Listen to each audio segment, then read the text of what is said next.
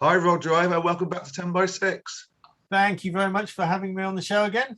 Fascinating topic today, the media, something that I've been studying for a long, long while in terms of their role in obfuscating reality on our behalf. Very kind of them. So over to you, Rod.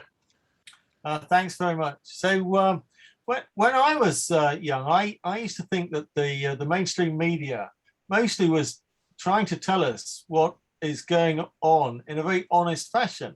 But over time, various people have sort of pointed out that what they present is a highly distorted version of events. And in fact, this has been noticed for many years. So the famous writer George Orwell once wrote, "The sinister fact about literary censorship in England is that it is largely voluntary. Unpopular ideas can be silenced and inconvenient facts kept dark without any need for an official ban." So some viewers will have noticed over the years that if a war is taking place, then the media will often not really discuss the way Britain and America destroy nations and slaughter huge numbers of people. So they'll talk about the Iraq War, and they'll talk about the attack on Libya, but it will be a distorted version of events that's a very uncritical version of events. So as far back as 1988, two writers, Edward Herman and Noam Chomsky, came up with what they called the propaganda model, where they explained that various what they called filters, such as advertising or the ownership of the media, filter out what they call undesirable views. And when they talk about undesirable views, what they mean mostly is views and opinions or evidence that challenges powerful people and powerful interests. So the first half of what I'm going to talk about is a sort of general overview of their ideas. And then in the second half today, we'll talk a little bit more specifically about how that works out in practice. So the first filter is ownership. So some people will be aware that the vast majority of the mainstream media is either owned by governments, so that would be the BBC, or it's owned by very big corporations. So Rupert Murdoch's News International owns newspapers and broadcasters all over the world. Now, in all of these organizations, power rests with a handful of people at the top, and journalists can be hired and fired. And it's been noted on many occasions that people with controversial views or ones that challenge powerful interest groups are not promoted and can even be fired.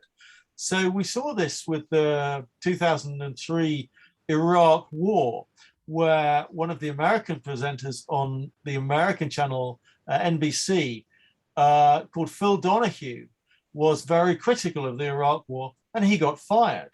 Now, NBC is owned by General Electric, and they're one of the biggest weapons companies in the world, and they have an interest in there being ongoing wars. And so they don't want their presenters to be challenging the whole concept of war. So the second filter is advertising. So a number of major companies, such as BP and Morgan Stanley, have actually stated that they will not advertise with any publication that presents views that they consider objectionable.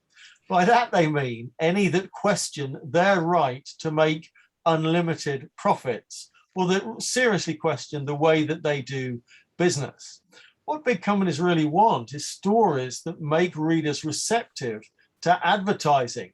And so you'll see that quite a lot of media outlets carry what are called puff pieces. So sometimes these are even created by the companies themselves, by their advertisers. And they give a very positive impression of what these organizations do. And some people who, if you still read mainstream local newspapers, you'll sort of realize there really isn't very much news in there at all. It sort of, the editorial fills the space between advertisements. The third filter is known as sourcing. So most people will be surprised to hear that the vast majority of what's called news is actually press releases from governments, companies, big companies, and PR companies working for governments and corporations. Now, newspapers and media outlets can't risk being what they call shut out by these important sources of information. If you write something negative about the government, then the negative is quite likely to say, well, we're not going to invite your journalists to our next press conference. And so they lose one of their key sources of information.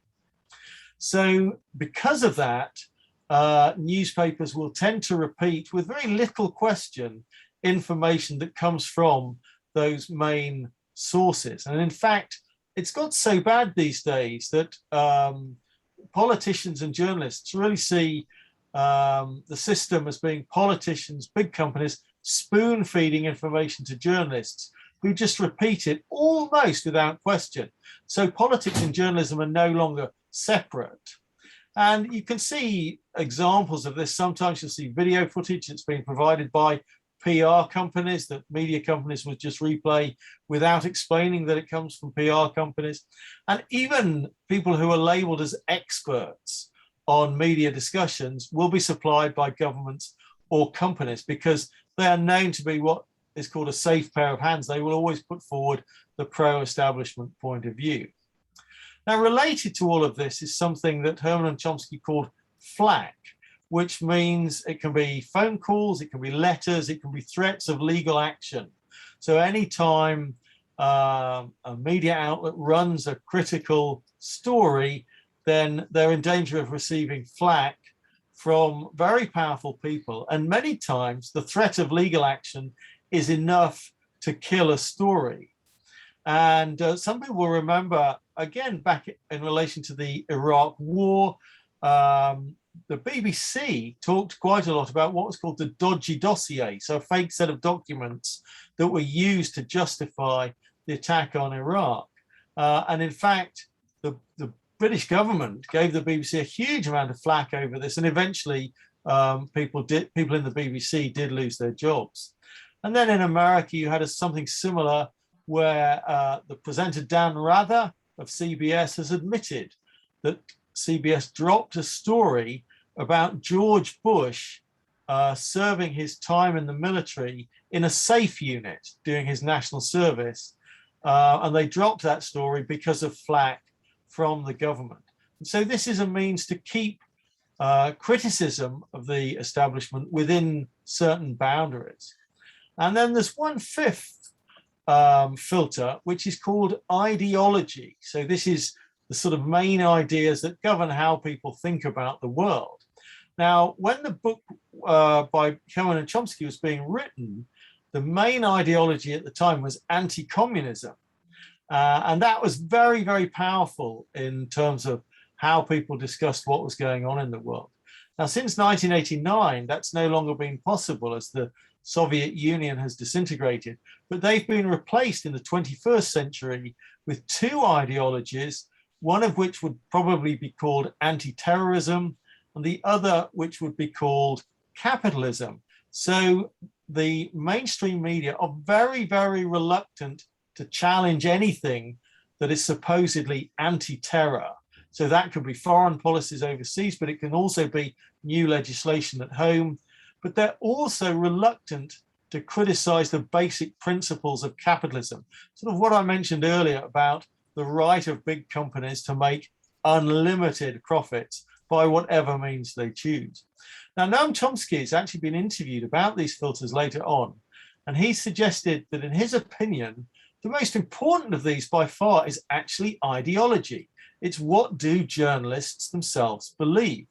The reason he says this is because he's also studied academia, and he's pointed out that the output from academia in many ways is just as bad as the media.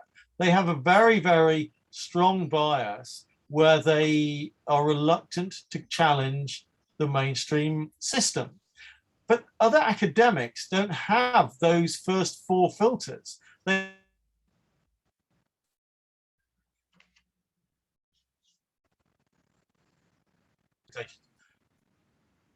But not to the same level as you have in the media.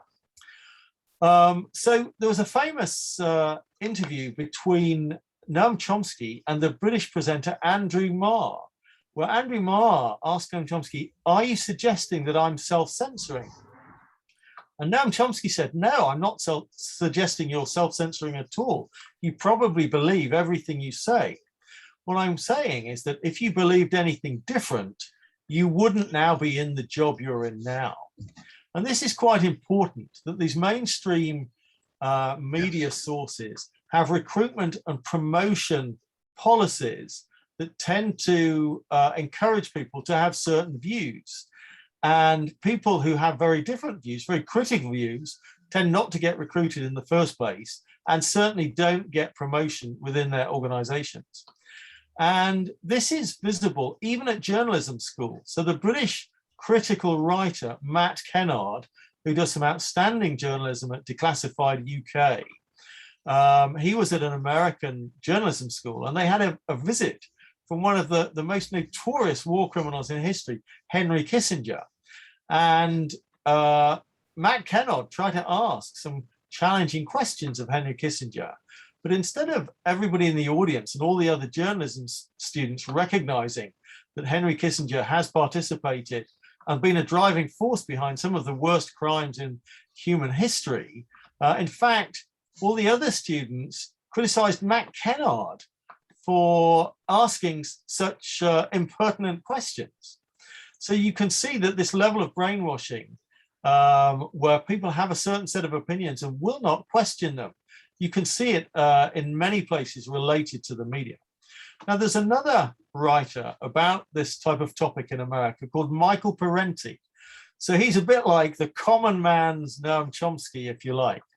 And he had an interview with the head of the American Federal Communications Commission, who was honest enough to admit what goes on in the US media. So the Federal Communications Commission is the sort of regulatory body in charge of the media in the US.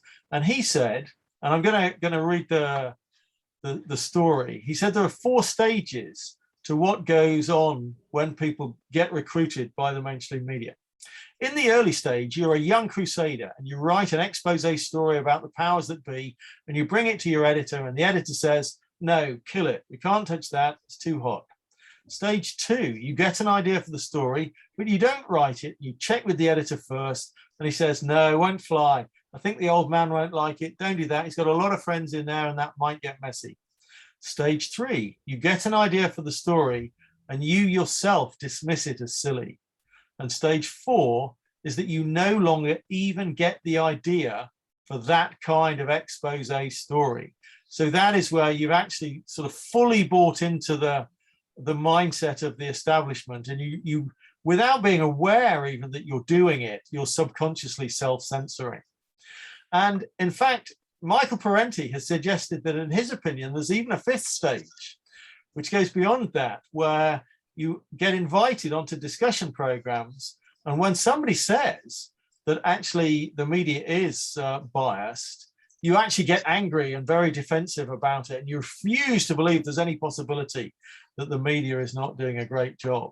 And I think that's a very good sort of description of what probably does happen in practice with a lot of people, that over time, whether or not they're aware they do it, so whether it's at a conscious level or a subconscious level, they do end up self-censoring. They do end up not even thinking about doing critical stories. And we can see a related aspect to this within the revolving door of the Westminster bubble. So this is about the fact that you have these people in Westminster, they can be politicians, they can be the bureaucrats, but they're also the media, and they think in a certain way. And people move between senior positions in government and senior positions in the media. So in Britain, we've had the former Chancellor George Osborne moving to the Evening Standard, and we've had Boris Johnson, the Prime Minister, who used to edit The Spectator. So you can see why it is that senior people in the media think in the same way as the politicians, if their bosses are actually political themselves. So what we get is a certain type of groupthink, where journalists consider the statements of politicians as good evidence of something, even though those politicians are known to be regular liars. So this is most obvious when it comes to war.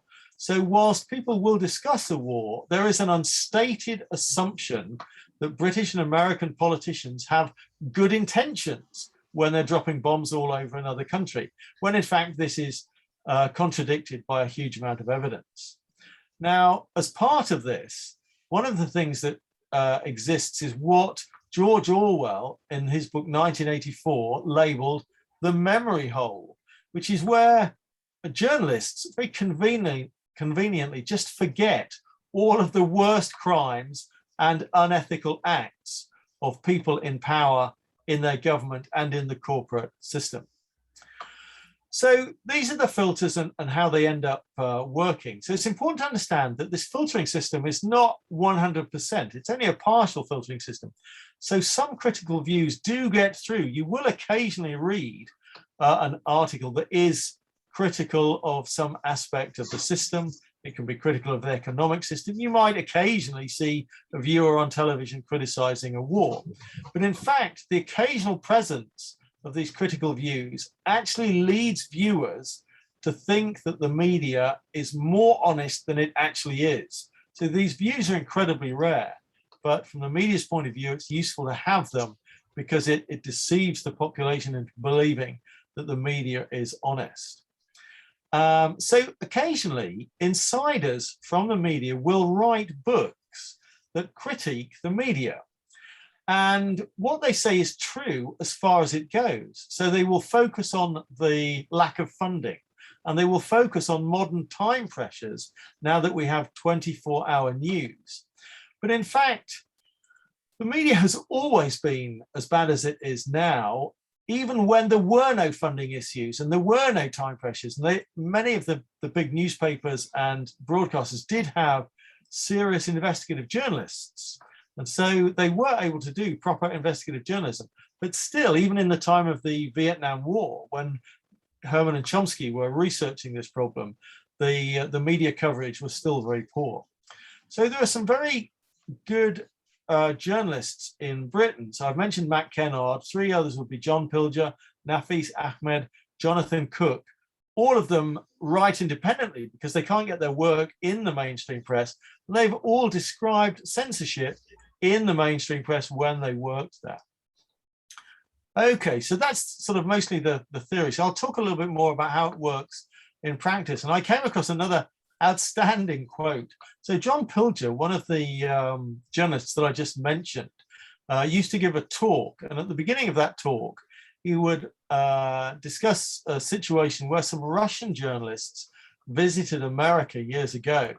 And they said, "We don't understand how your government gets the media to repeat propaganda without question. In our country, we have to tear fingernails out to get this level of cooperation," which I think is quite a nice sort of summary of the situation. So the way to describe what goes on most of the time is the phrase censorship by omission. So in general, it isn't that the government tells lies. Sometimes they will, and sometimes politicians will tell lies and the media will repeat it. But on the whole, it's the fact that the really important material is missing. So if you take a specific example, let's say over the last few years, people have talked a lot about Britain and America doing something in Venezuela. But the mainstream media, when they present this, will ignore and fail to discuss many really important things. It's mostly about context and history.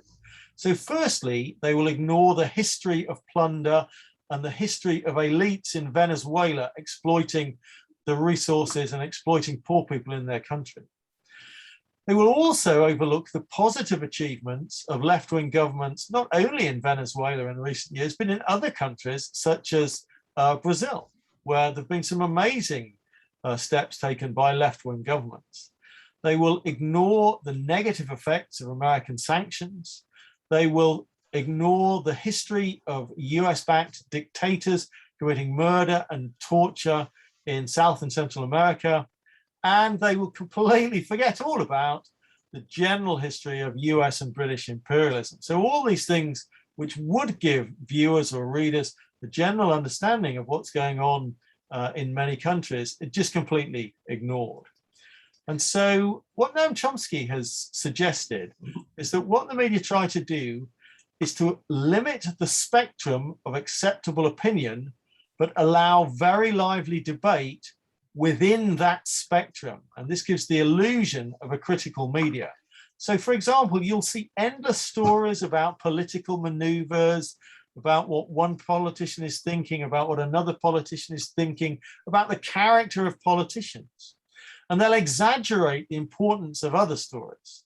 So, for example, over the last few years, we've heard a lot about Russiagate, about the possibility that maybe Russia is trying to hack elections in Britain or America. But whilst they're discussing this, they won't mention the fact that the CIA does more hacking and interfering in other people's elections than all other governments put together. And it's been, there's evidence that they've manipulated elections in at least 81 other countries. And in Britain, more recently, you've seen a huge discussion about anti-Semitism in the Labour Party. What is missing, if you're talking about racism, is more general racism in Britain, which is much more serious. So that would be racism towards Black people, brown people, and towards Muslim people. But also the anti-Semitism story is a weapon that's used to smear left-wing people within the Labour Party. So it's important to understand that some things are missing, some things are exaggerated, and there's often a sort of hidden agenda behind what is being discussed. So if you see discussions of corporate crime, occasionally you'll see one company in the media, and it's mentioned as a one-off. But the idea that many big companies are committing similar or worse crimes, and it's the system itself of the excessive pursuit of profits, irrespective of the harms to other people, that will never be discussed. Similarly, if you're talking about torture at Abu Ghraib in Iraq, what happens is the focus is on low-ranking individual soldiers who are discussed as bad apples, but there's no discussion of the fact that torture was actually US policy, and it's the senior people at the top who we should be focusing on as the criminals who determine those policies. So sometimes people who are analysing the media talk about whether or not they are biased. So there's an interesting thing with the BBC particularly, but the same applies to many mainstream media outlets, that they will assume that balance in a political sense means having a representative of the Conservative Party and a representative of the Labour Party, and that's supposed to be two sides being presented with equal weight. But of course, as we've been discussing in the last few weeks, we've seen that when it comes to, let's say, wars and foreign policy, but also whether or not politicians are supportive of policies that are work for big business, there really is very little difference between Labour and Conservatives. So in fact, really critical voices are almost never heard on the BBC. And the mainstream media also has a bias in the sense that government sources are assumed to be telling the truth. So much of the time they are unquestioned. Whereas if somebody who is critical comes along and tries to criticize something, they're assumed to be out of step with existing policy. And so they'll be challenged very, very strongly. In fact, there were some studies done on this in relation to the Iraq War. This is where some of the best academic research has been done. And various researchers looked at how many guests who were pro-war and how many guests who were anti-war came on different TV channels. What they found is that the BBC was more pro-war than any other outlet they examined, which included some of the American ones, which is quite astonishing, really.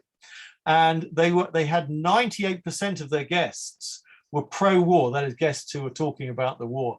Only 2% were really critical. And even then, when people were critical, you would see that what was being challenged was whether the war had been planned correctly. Did we have the right number of troops? Did we define victory? And what was our exit strategy? Almost no one actually challenged the motivation for the war. Nobody questioned the intentions of our leaders and so on. So it was always presumed throughout that they had good intentions. So the question viewers have to think is, how would a war be covered if Russia or China did the same thing? So if Russia or China destroyed Libya, every journalist in Britain would be screaming from the rooftops that this is a monstrous crime. Yet when Britain or America do exactly the same thing, the media in Britain and America actually present this in positive terms. They say, wow, isn't it great? We did some humanitarian intervention. And the fact that we've destroyed a nation and committed one of the worst crimes perhaps in the last decade is not mentioned. Now, what was interesting was that after Iraq in 2003, journalists admitted that they had self-censored and that they would do better next time. And everybody thought, oh, great, they've learned their lesson. They will be more questioning and more critical if the American and British governments try to do another war.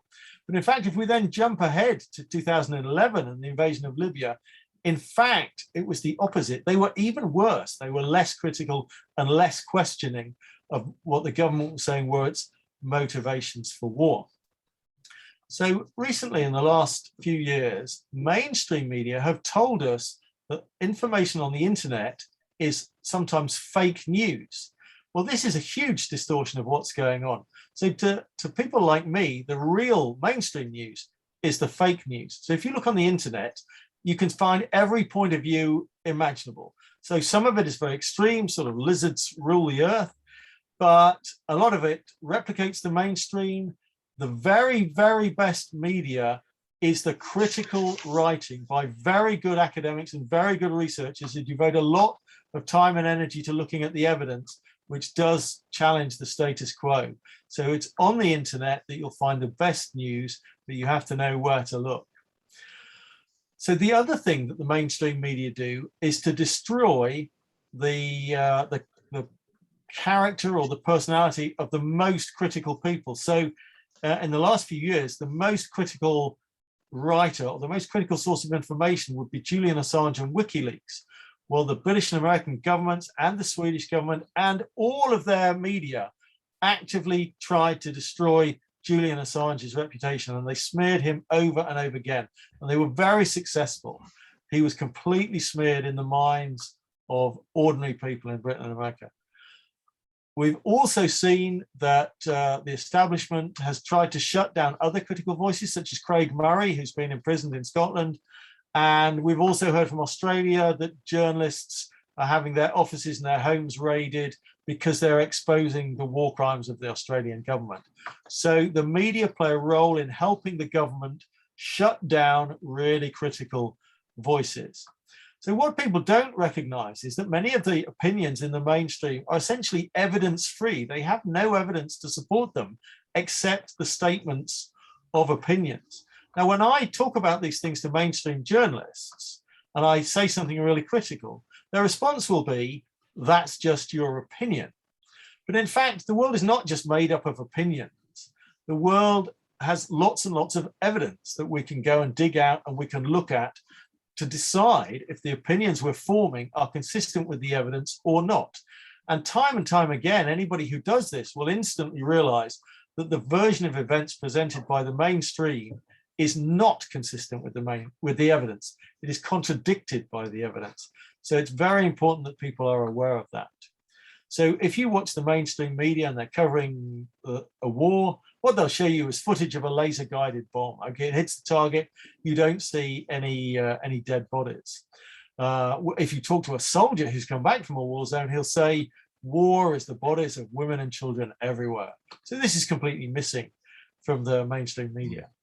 If British or American soldiers come back from a war zone, if they're injured or if they've been killed, they'll be described as heroes, right? Nobody will say, hang on a minute, these guys were trained killers who ended up dying or getting injured because they'd illegally invaded and occupied somebody else's country.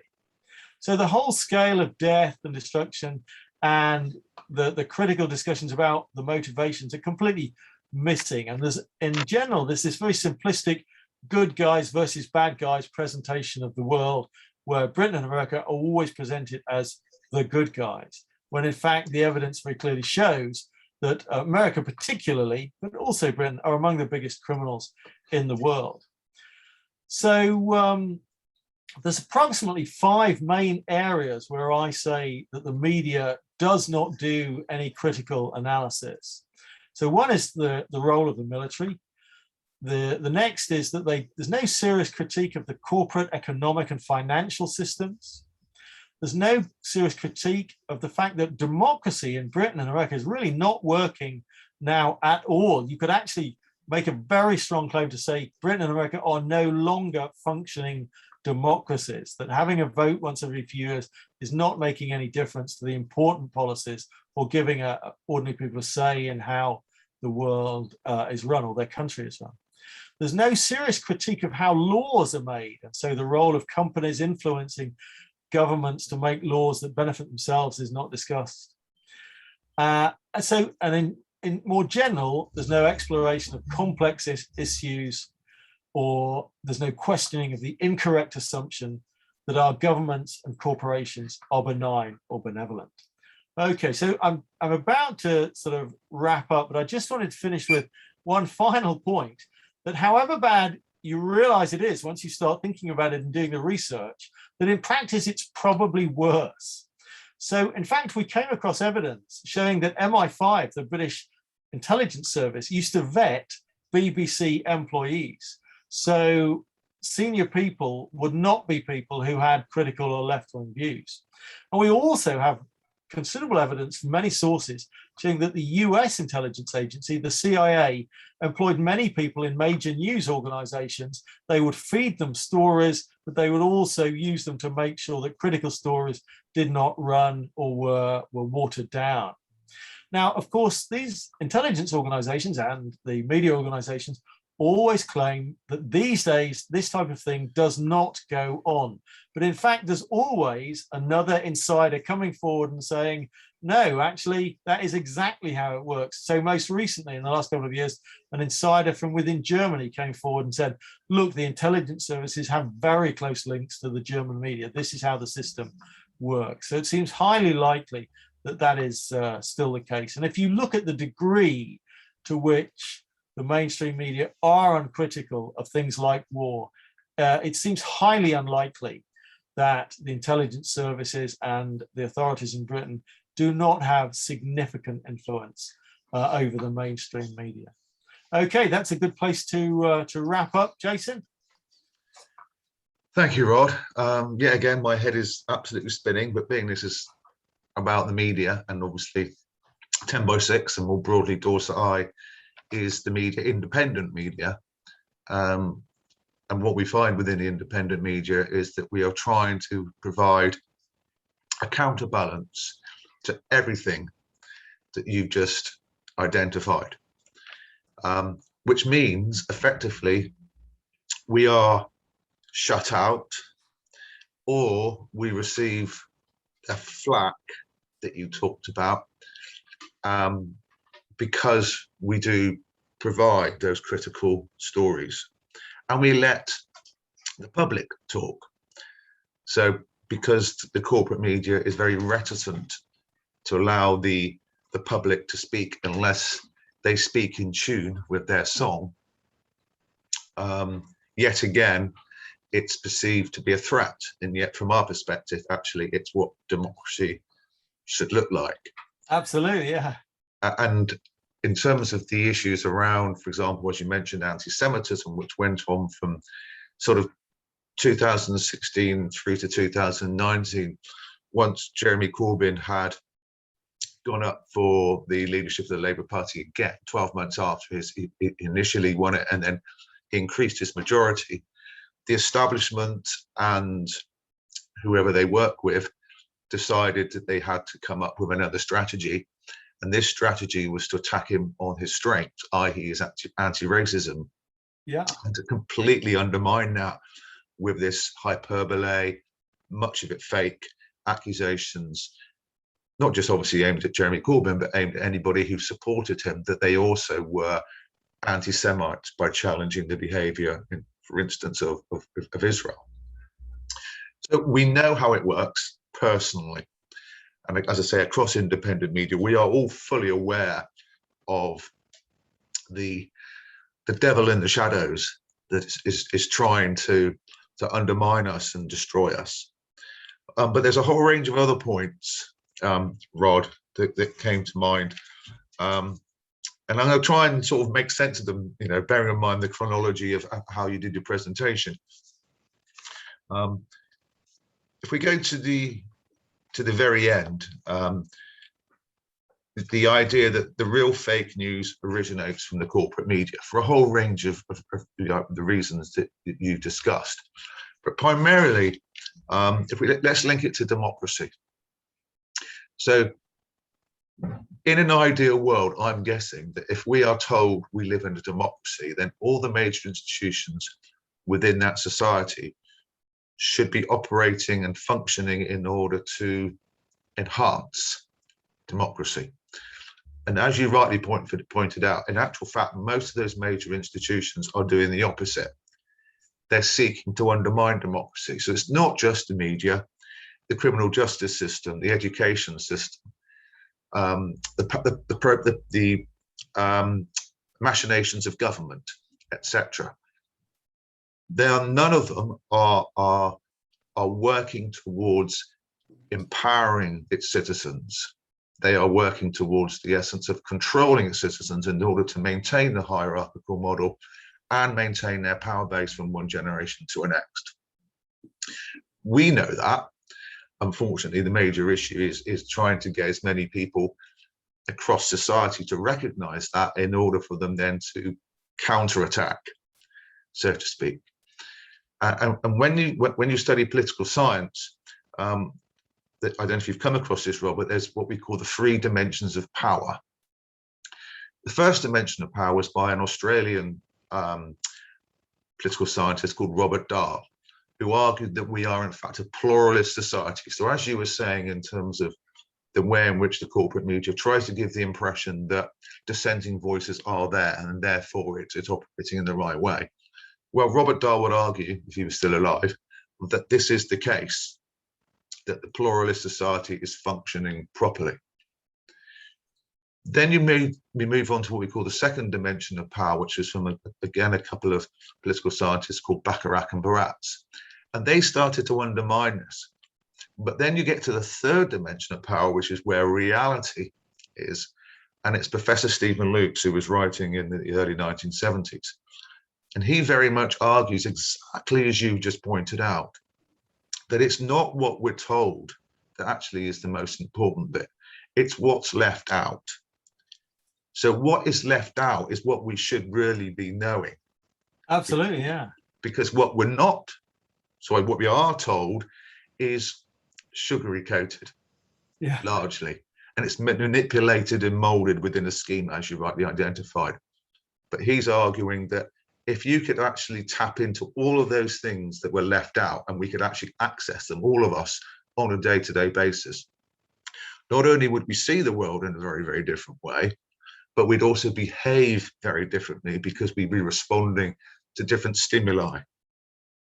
Indeed. So I very much agree with Stephen. The interesting thing about the first 2 sets of academics you mentioned is when I've researched power, and in fact, I'm writing some beginner's guides on power at the moment, and hopefully we'll do a presentation on it later on, is that I, a bit like other aspects of academia, I feel that actually there's quite a lot of junk being written over the years.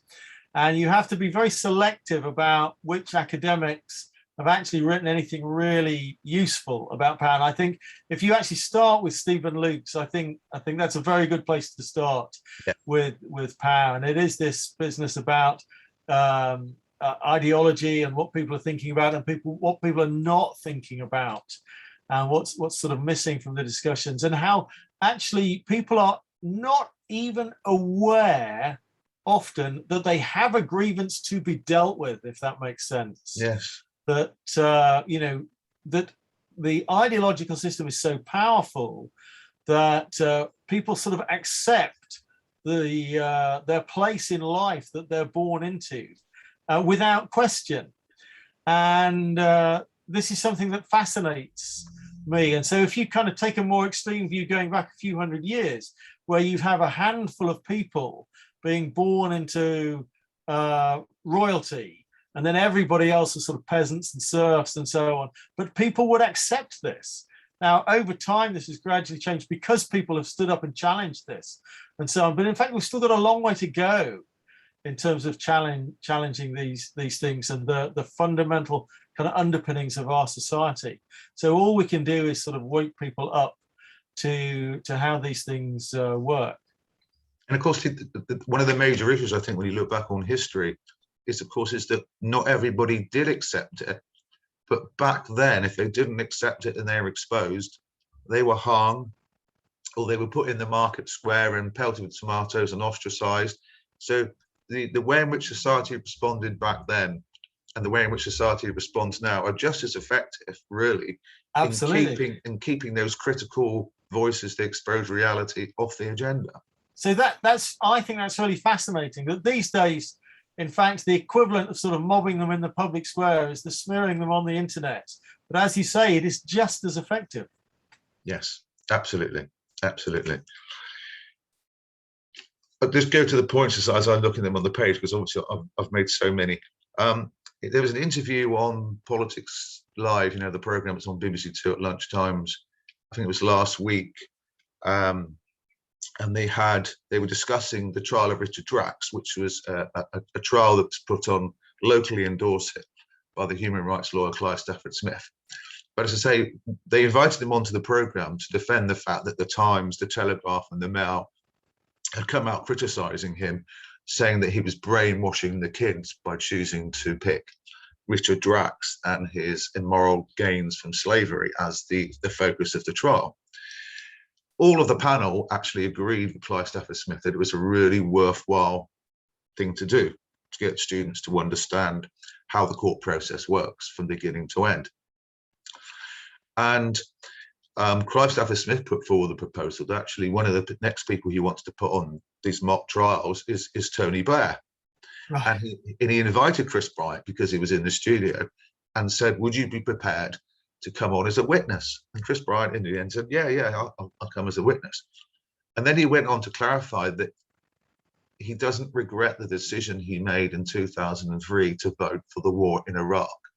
Now, 18 years on, he's got all of this evidence of the carnage, the destruction, the genocide, etc., that's taken place within that country, and the domino effect that's occurred in other countries in the Middle East and the consequences.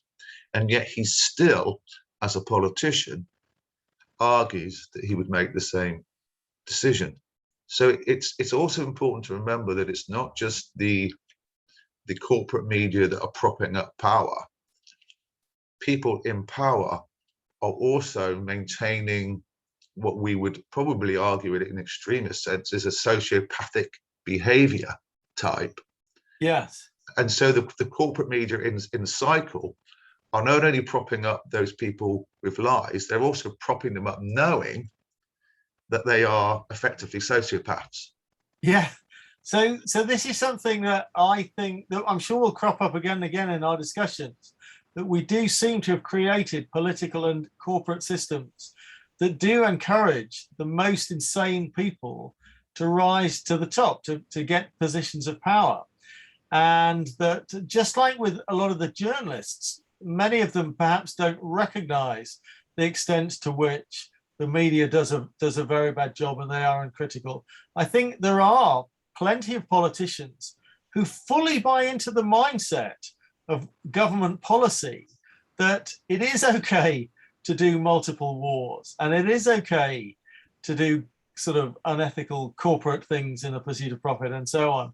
And we, over time, if possible, one of the things that I would hope will one day come out of people understanding the world better is that we'll get a better generation of politicians who are more understanding of what goes on in the world, but also more empathetic of the needs of the people being, at the moment, being attacked in other countries such as Iraq, but also empathetic of the needs of people in Britain, where at the moment, you know, we have ever increasing inequality and life for the poorer half of the population gets more difficult, whilst the rich seem to get richer and richer.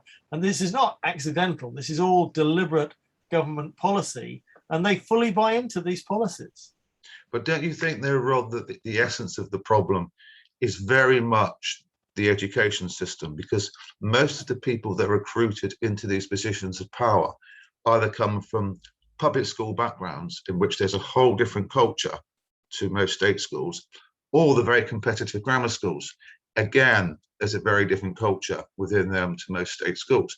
So they're not actually experiencing what most people are experiencing in state schools, and being able to understand and empathize why some kids achieve higher and some kids achieve lower within those environments, and all of the attributed problems that you have from coming from a working class or lower middle class background where you find yourself in these state schools. There is no understanding, there is no empathy. So until we change the system, the education system radically, and create much more of an egalitarian experience, the issues that you just identified, because journalists also, most of them who rise to the so-called cream, the top, within the corporate media, are also from these same competitive grammar school or public school backgrounds. I agree very strongly, actually. One of the things that I tell everybody, which one day I'll have to write about, but I never have done, is that I think the existence of the private school system in Britain is perhaps even the single biggest obstacle to us ever creating a fairer society. And because whenever people talk about the private schooling system, they talk about the quality of education. But in fact, a private school system has an additional purpose, irrespective of whether you think it does a good education or not in the sort of mainstream sense of teaching maths and English and so on. And that is, it's to cut people off from the lives of everybody else. So you get this small group of people, which in Britain is approximately the richest 7%, and they grow up and it becomes this little club, and they're surrounded by wealthy parents, and they come to see that level of wealth as normal. They come to think that anybody who has less is either stupid or lazy, and they're not ever really told that their success in life is mostly down to the fact that they're born into the right families and they go to a particular school and a particular university, which gives them endless advantages. And so opportunities are sort of handed to them on a plate all of their lives. And so they have no real understanding of the world at all as it really is.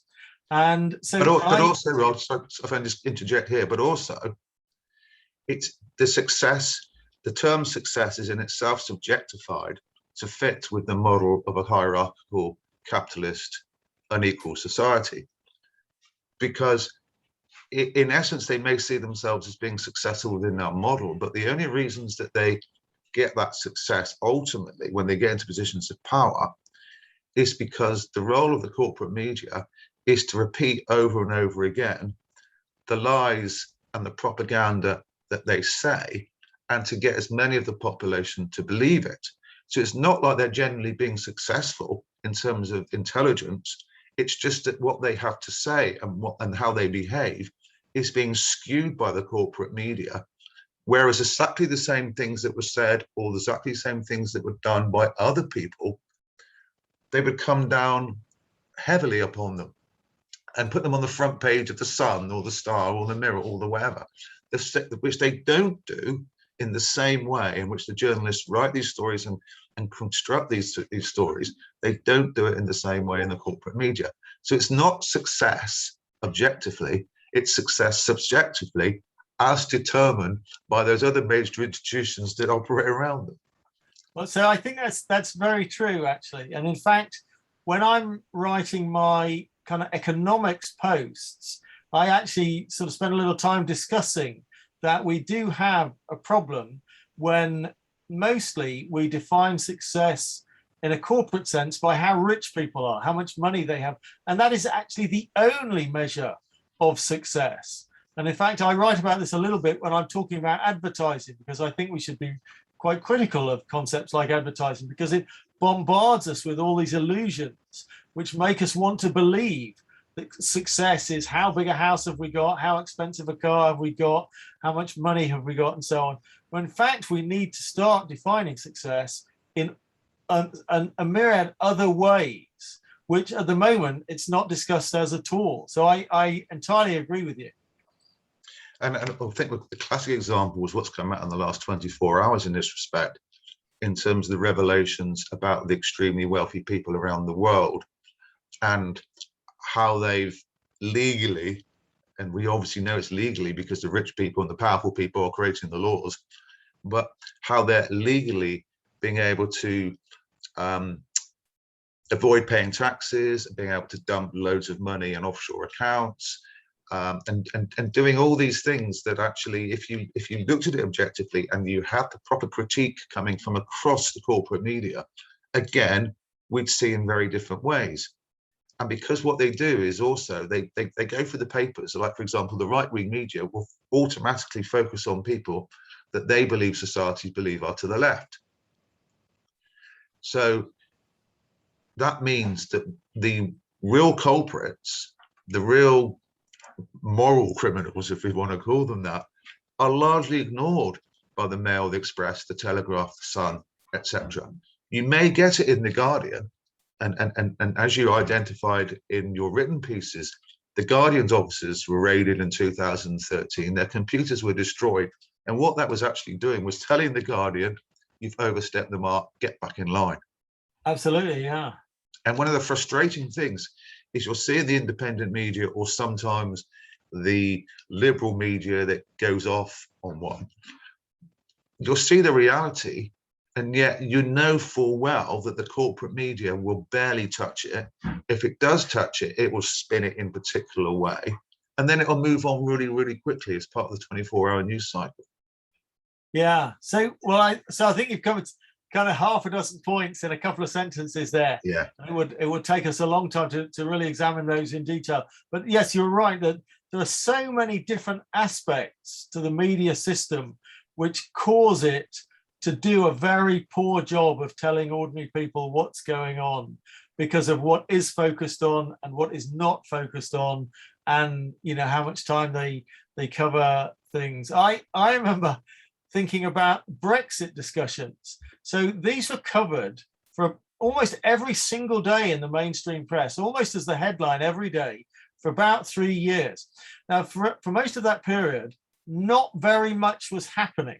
So each day the newspapers were telling us what they think somebody was thinking about saying to this person, to that person, what he was saying, what they were saying, right? It was not news. And it just became this whole, what I call theater, where they're just kind of making it out to be news, when actually it's a distraction from the real news that is simply not being discussed at all, or is hidden away in a back page, or is mentioned briefly in passing and then glossed over, and as you say, it disappears. But that in itself was, interestingly, if you look at the 2019 election, lots of the vox pops of the public said, we just want to move on from Brexit now. We just want to get it out of the way. So what the Conservative Party did was to take those voices to propel the fact that this election has got to be about bringing this to an end, getting out of the European Union and moving on in a post-Brexit Britain. But the problem is that the only reason that these people, these vox pops, were saying it was because they'd been bombarded with absolute nonsense, like you just said, for 3 years, and they were bored. So instead of having proper information occasionally, and this is what brings me back to one of my last points, that the 24-hour news cycle is in effect undermining any opportunity that we have for proper investigative journalism. Because whereas in the past you got your news and bulletins throughout the day and that was it, now people pass across news really, really quickly because there's so much of it. So it's about clickbait. And unfortunately, proper investigative journalism that brings reality right into your consciousness is not about clickbait. So I'm wondering whether the 24-hour news cycle in itself is destroying the essence of investigative journalism. Well, so I think it has actually contributed to making it worse or weakening it. That there is this problem that it's everything is kind of rush. All the newspapers are looking at what the broadcasters are doing. The broadcasters are looking at what the newspapers are doing all the time. Yes. And if there's one or two kind of lead newspapers like the New York Times in America, and other broadcasters will say, look, if they're covering that story, we can cover that story. But if some important story is there that a a smaller paper might cover, a smaller broadcaster might cover, but they see that the New York Times is not covering it, then in fact they'll shy away from it and things like this. So we get this very, very one-dimensional view of the world almost across the board in the mainstream, and you just don't get the diversity of opinions that an honest media system would produce. So as I was kind of hinting at, if you want to get alternative views and so on, you actually have to completely switch off the mainstream media. Every time you watch the BBC News or you read a newspaper in your home, you're basically inviting propagandists into your home to give you a completely misleading view of the world. And you have to stop doing that and decide that whatever time you might have normally spent doing that, you're going to spend looking at decent research on the internet to get some alternative views. And of course, the great thing about the internet is you can get the views of people from other countries and people who live in Venezuela and people who live in Iraq and so on.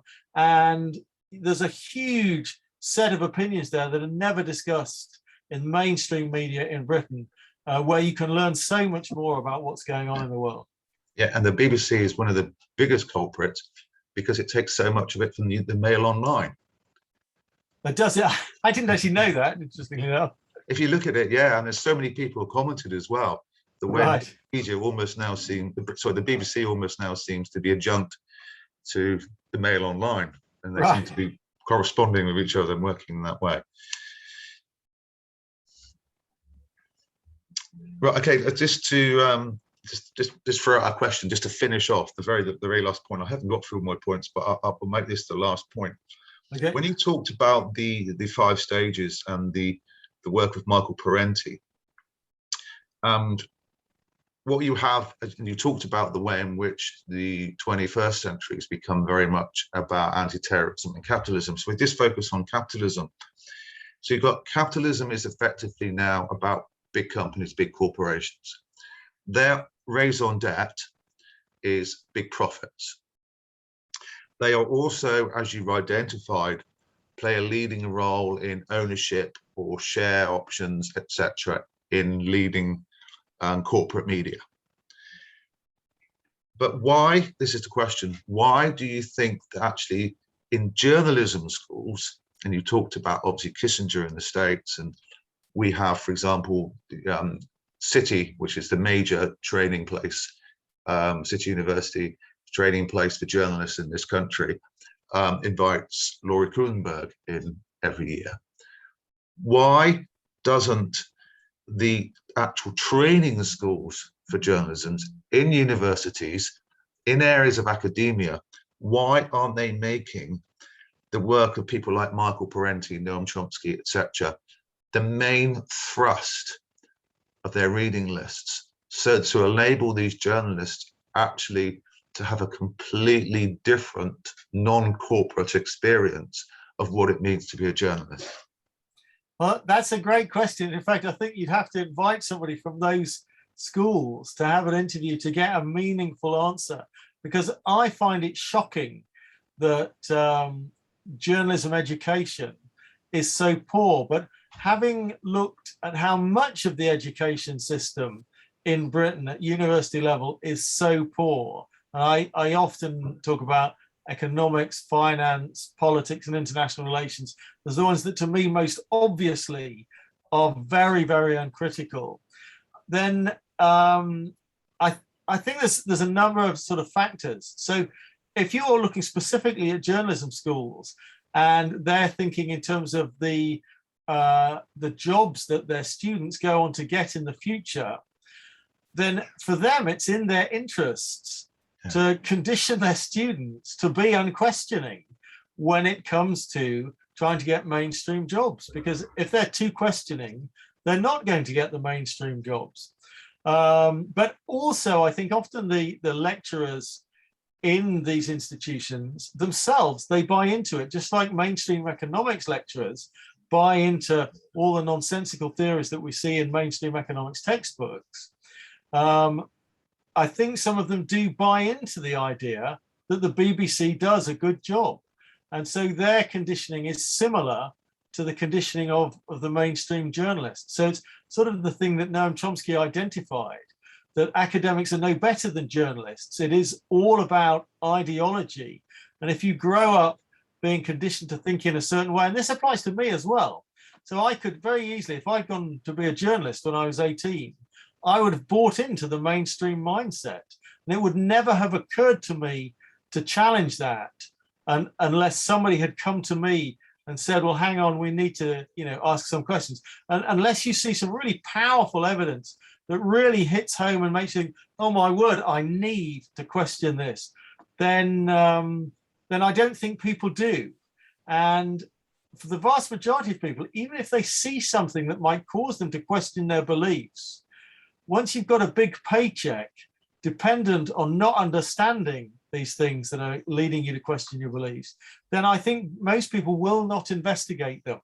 It's too uncomfortable for them to start to say to themselves, well, I need to really dig deep and question whether everything I've believed for the last decade or two might have been nonsense. I think most people aren't prepared to do that.